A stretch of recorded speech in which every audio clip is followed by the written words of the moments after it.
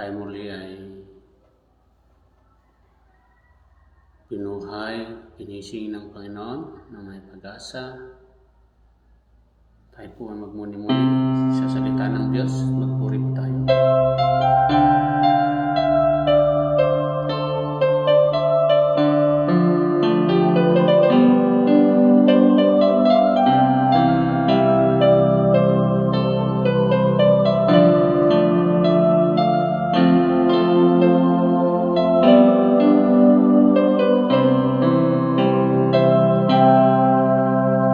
As we gather, may your Spirit work within us. As we gather, may we glorify your name,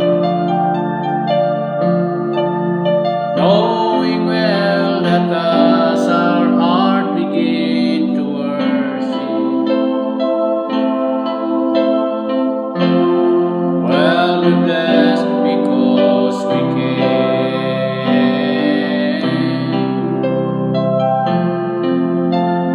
Well, we're blessed because we can.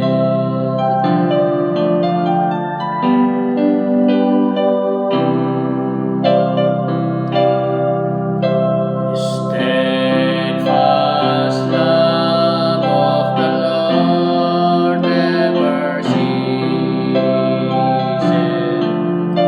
His mercies never come to an end.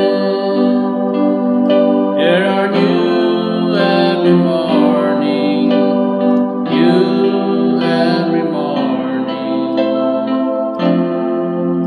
Great is thy faithfulness, O Lord. Great is thy faithfulness.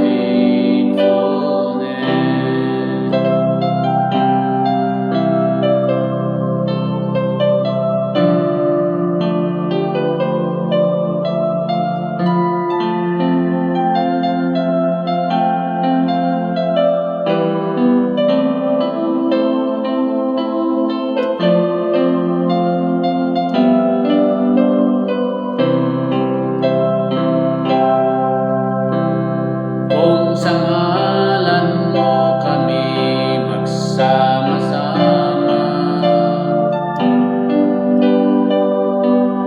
kumikilos sa aming pagsamba,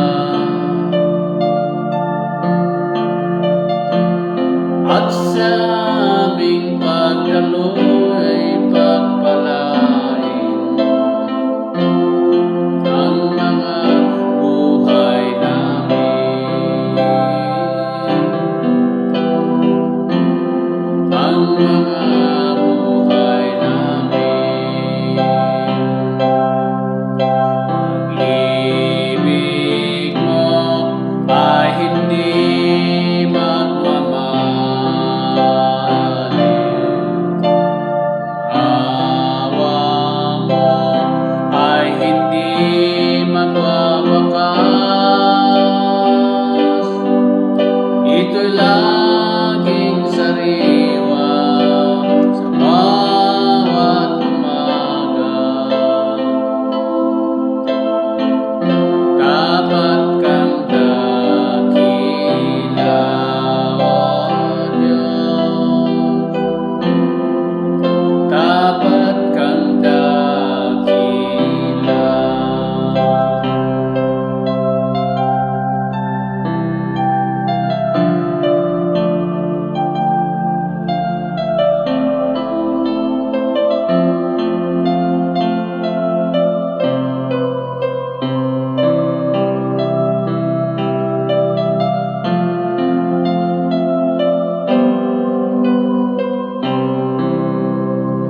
Ito'y laging sariwa sa bawat umaga. Dapat kang dakila, O Diyos. Dapat kang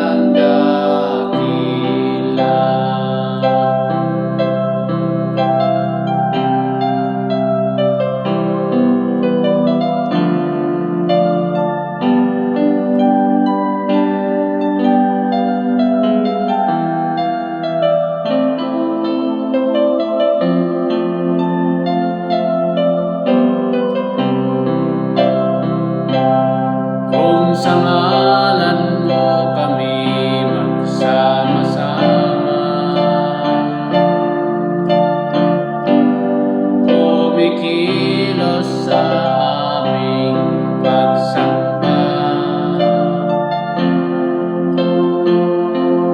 at sa aming pagdalo ay pagpalain ang mga buhay namin, ang mga buhay namin.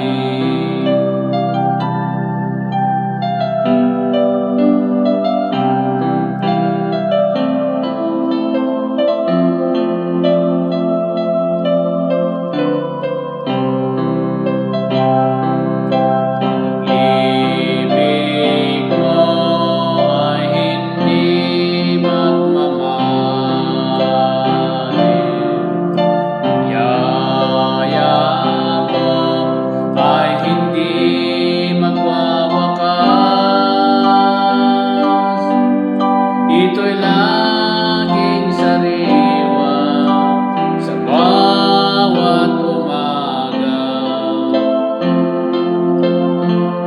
Dapat kang dakila, O Diyos.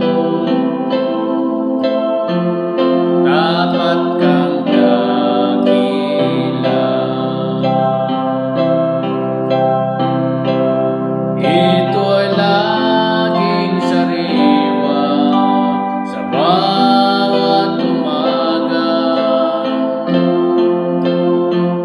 Dapat kang dakila, O Diyos. Dapat kang dakila.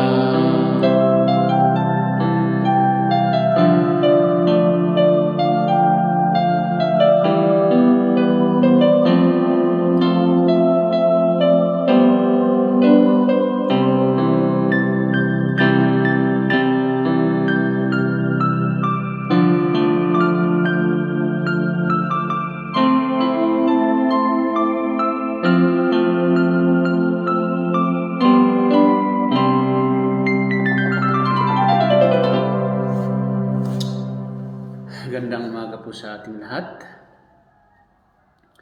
Sabi po ng Romans chapter 5 verse 6, when we are yet without strength, in due time, Christ died for the ungodly.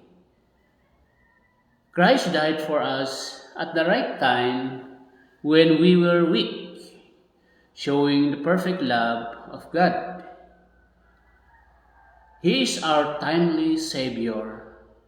Today, we can praise the Lord for His death, for us relying on His perfect time so that we can live in a gratitude for His grace.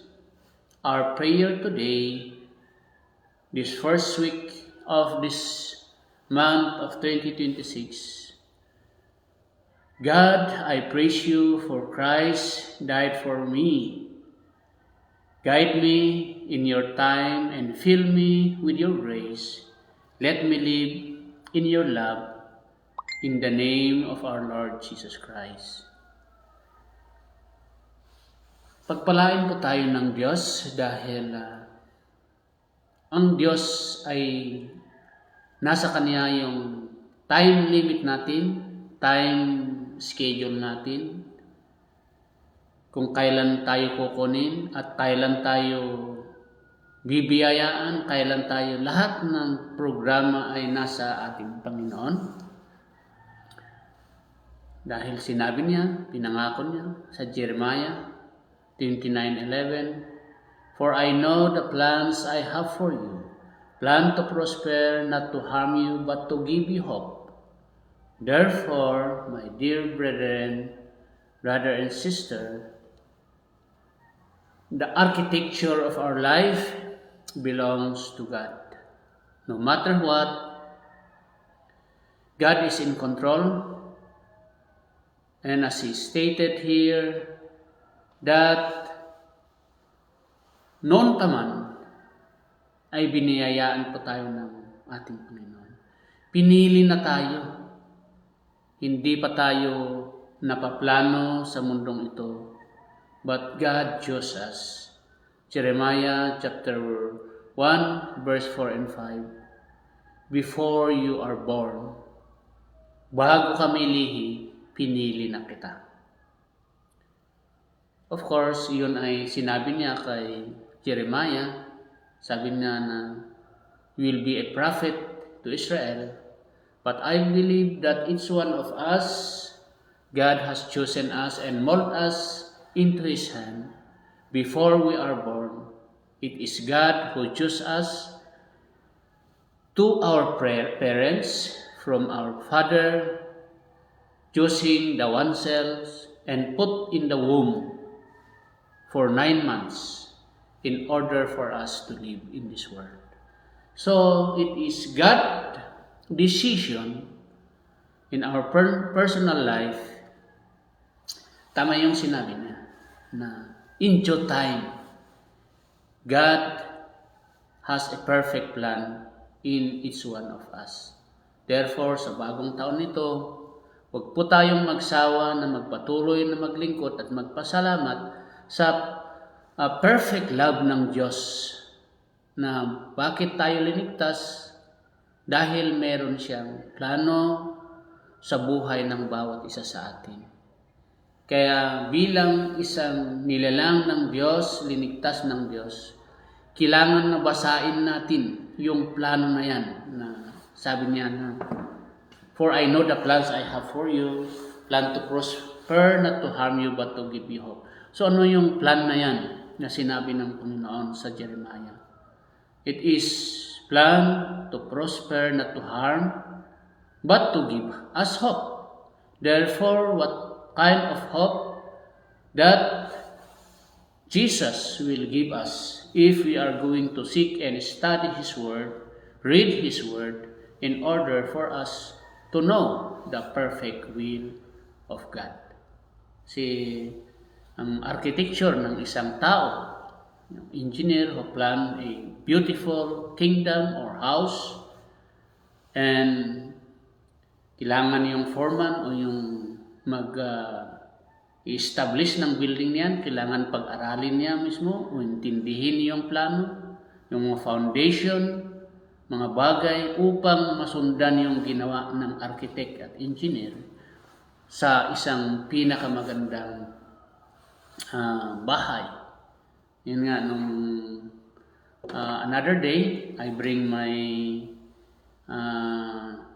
apo sa Igorot Stone Kingdom. When we are watching the Igorot Stone Kingdom, it's very nice to watch, no? Gaano kagaling si Engineer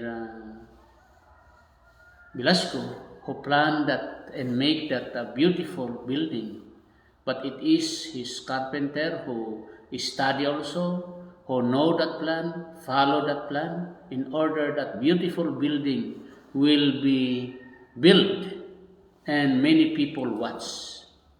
Therefore, in our personal life, it is God who build us that plan, who make us that beautiful plan. For I know the plans I have for you, plan to prosper, not to harm you. So we need to study the Bible, which is the Word of God. Dahil sa Bible, diyan nakatala lahat ang each step o kaparaanan natin kung paano natin masundan yung sinabi niya na may plano siya sa ating buhay. Upang ang mga taong makakita nito ay sila ay mamangha at sila ay gumaya din o sila ay pagpalain din ng Diyos. So, yun po yung nakita ko. When we study the Word of God, we read the Bible, we pray for God's wisdom for us to study, then people will see our life that is too very different sa kanilang buhay. Kaya ito po yung pinakamaganda kapag tayo po ay nagbabasa ng salita ng Diyos, tayo po ay nananalangin, then God will give us new hope every day, new wisdom every day, new protection every day for Yun po yung sinabi ni Paul sa Romans chapter 5 verse 6. The purpose of our Lord Jesus Christ, make in due time Christ died for the ungodly. Yung mga masasamang tao, sila din may pag-asa. Kaya lang, kung wala tayong mga naunang magpapakita yung buhay natin, kaya dinisign ng Panginoon ang buhay natin na mas nauna sa kanila for them to watch, for them to see the glory of God in our personal life. Kaya yung perfect love of God is He has a time frame sa bawat isa sa atin. Kailangan lang unawahin at intindihin upang yung mga tao, yung pamilya natin, yung mga sa paligid natin, they will read our personal life kahit hindi tayo nagsasalita, hindi tayo nangangaral, nang bibigay ng bersikulo sa kanila ng araw-araw. People will read our life and they will be amazed. Kaya po, yun po yung natutunan ko when I'm watching, making video in that Engineer Pio Velasco kingdom, yung ginawa niya. It's very nice to watch. How beautiful sana ang isang buhay na magaya nun, na napaganda, na gaya at nasundan yung plano ng Diyos sa buhay ng bawat isa sa atin. And God wants us, every one of us, to be built in a different way, in a beautiful way na maraming tao na mamamangha. Maraming tao na sila ay pagpapalain din sa pamamagitan ng ating buhay. Kaya po, sa umagang ito, blessed morning sa each one of us, the steadfast love of the Lord never ceases. His mercy never come unto an end. They are new every morning. New every morning. Great is thy faithfulness. Great is thy faithfulness. Manalangin po tayo. Panginoon, sa umagang ito kami po ay papasalamat sa bagong araw, bagong buhay na binigay mo. Takpan mo kami ng kapangyarihan yung banal na duha. Salamat, Panginoon. Kung wala kayo, wala din kami. At wala kaming magagawa. Sa umagang ito, it's our prayer, Lord, to touch and heal our life, heal our weaknesses, heal our illness in the name of Jesus. For you are God, the living God, who knows our prayer, who knows what is in our heart. Kaya salamat po sa umagang ito, sa biyaya at bagong buhay na pinagkaloob mo. Dalangin namin, Panginoon, na pagpalain niyo kami. At dalangin ko ang bawat kapatiran sa iglesyang ito, na abutin mo sila sa pangalan ni Jesus. Yung mga may kapansanan, may mga sakit, may problema, sipon, I pray in the name of Jesus to touch them and heal them. By your grace, we are healed.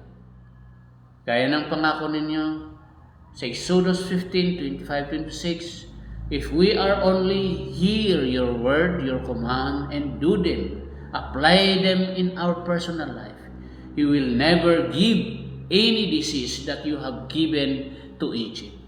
Therefore, Lord, you have stated, because I, the Lord, who will heal you. Salamat, Panginoon, sa biyaya na pinagkaloob niyo. Dalangin ko, Panginoon, abutin mo ang bawat iglesia namin. Mula sa Mindanao hanggang dito sa Luzon. Kay Pastor Saul Church from Bukidnon to Cagayan de Oro. From Laguna to Baguio. Sa mga Pastor Mario Ortiz, Pastor Juan, Pastor Ruben, sa veterans, sa Tubo Church sa UP, Pastor Abraham, heal them in the name of Jesus, sa Pinatubo Church, At ganon din, Panginoon, sa Olongapo, Pastor Joel sa mga Aitas, si Pastor Ed Baguio, ganon din sa Nueva Ecija. Lord, I pray in the name of our Lord Jesus Christ, touch them and heal them, yung mga matatanda na hindi makapunta sa church, na Muro family, sa Pinggan, Tali Church, CLCL Church, Pastor Stone, Pastor Jimmy. Sa umagang ito, kami po ay sumasamba at nagpapasalamat sa kabutihan mo. May you touch them and heal them. Dalangin ko rin mga bawat pamilya dito, pamilya ng Valdez family, Kakayan family, Pilalay family, at saan man sila naroon. Praying also family of Ate Marilyn, ang kanyang mga anak at apo. Diyos